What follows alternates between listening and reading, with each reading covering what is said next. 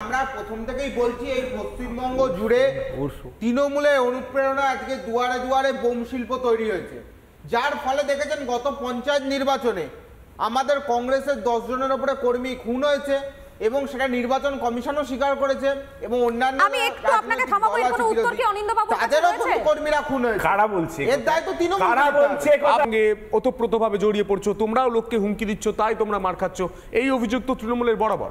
যতদিন তৃণমূল এই রাজ্যে আছে ততদিন এটা চলবে। আমি একটা ছোট্ট ঘটনা বলি, যে ঘটনা বা প্রতিবেদন একটু আগে দেখালেন, সেই নর্থ কলকাতাতে অভিজিৎ সরকারের কথা মনে আছে? একটা ছেলেকে তার পোষ্য কুকুরগুলোর সঙ্গে সেই পোষ্য কুকুরটাকেও মেরে দিল এবং তাকেও থেঁতলে মেরে দিল অভিজিৎ সরকার। এবং কয়েকদিন আগে সাউথ কলকাতার ঘটনা, আবার সেই মহিলার উপর আক্রমণ, পুরো রক্ত ঝরছে মুখের উপর দিয়ে দেখছি। আর আপনি বারুদের কথা বলে আজকে এই প্রোগ্রাম শুরু করেছিলেন, আমি একটা বলি, পুরো দৈনন্দিন ঘটনা ঘটে গেছিল ঠিক নির্বাচনের আগের কয়েক মাস দেখবেন বিভিন্ন জায়গায় বিস্ফোরণ হয়, আর বিস্ফোরণ হলেই সেখানে দেখা যাচ্ছে সেখান থেকে বিশাল বিশাল বারুদ এবং বোমা উদ্ধার হচ্ছে। যখনই জিজ্ঞেস করা হয় তখন বলা হয় তদন্ত করা হচ্ছে এবং সেখানে নাকি বাজি কারখানা ছিল।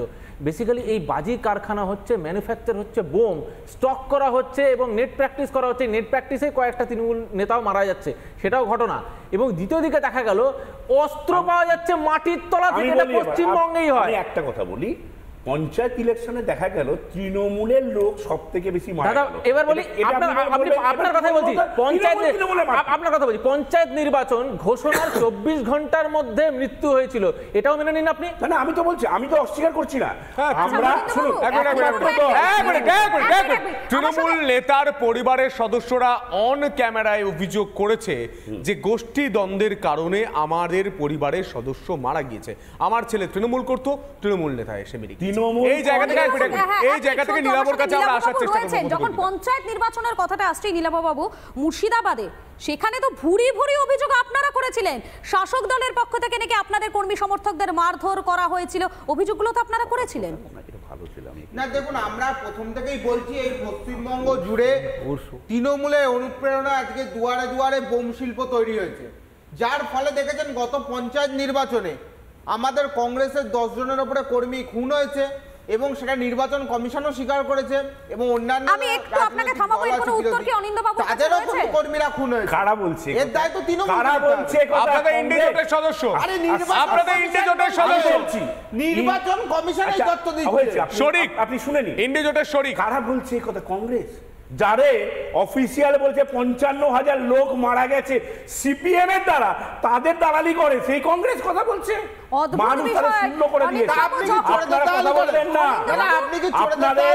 আপনাদের কর্মীরা কাঁদছে, যারা মরে গেছে তারা কাঁদছে, সিপিএম এর হাত ধরেছে। লজ্জা করে না আপনাদের? আবার কথা বলে জান কি বলুন, মোহাম্মদ সেলিম আপনাদের লজ্জা শরম নেই বলে এখন চোর চোর চোর খুনিদের কথা বলছেন। তো কিছু হয় না। আপনাদের নেতা অধীর রঞ্জন চৌধুরীকে মোহাম্মদ সেলিম নামিয়ে দিয়েছিল মঞ্চ থেকে, তার এত অপমানে পড়ে আপনারা আবার এইগুলো বলে এইগুলো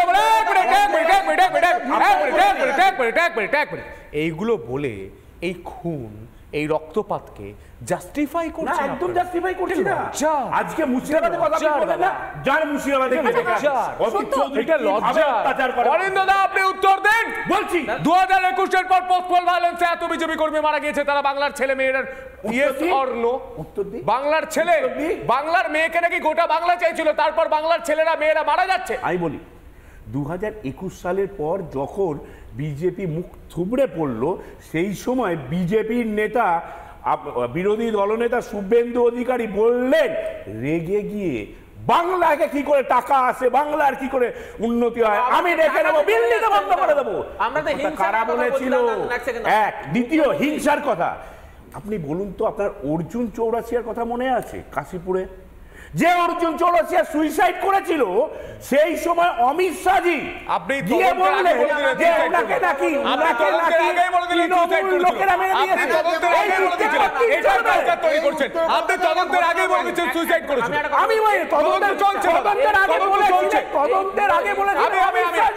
আমি জয় মল্লিকের কাছে, পুরো হিংসাটার পিছনে মুখ্যমন্ত্রী, তার কারণ এটা, এই হিংসাটাকে উস্কাচ্ছে কে সেটা দেখতে হবে।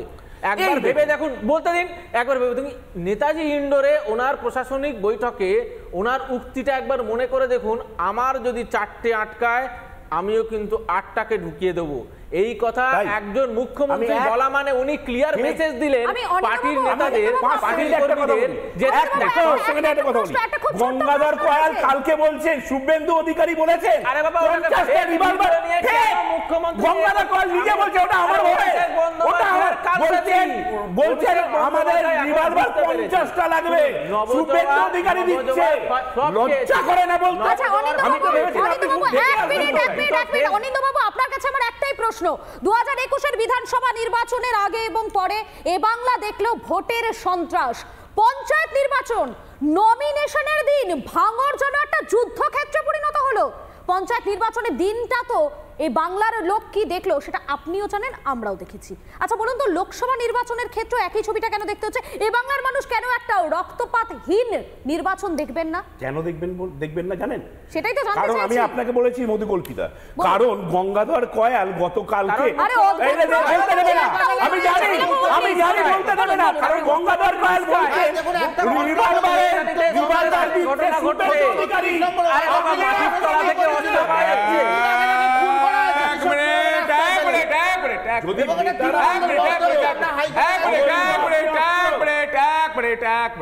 আমি 3জন অতিথি রয়েছে, 3জন অতিথিকে পরিষ্কার করে দিতে চাই।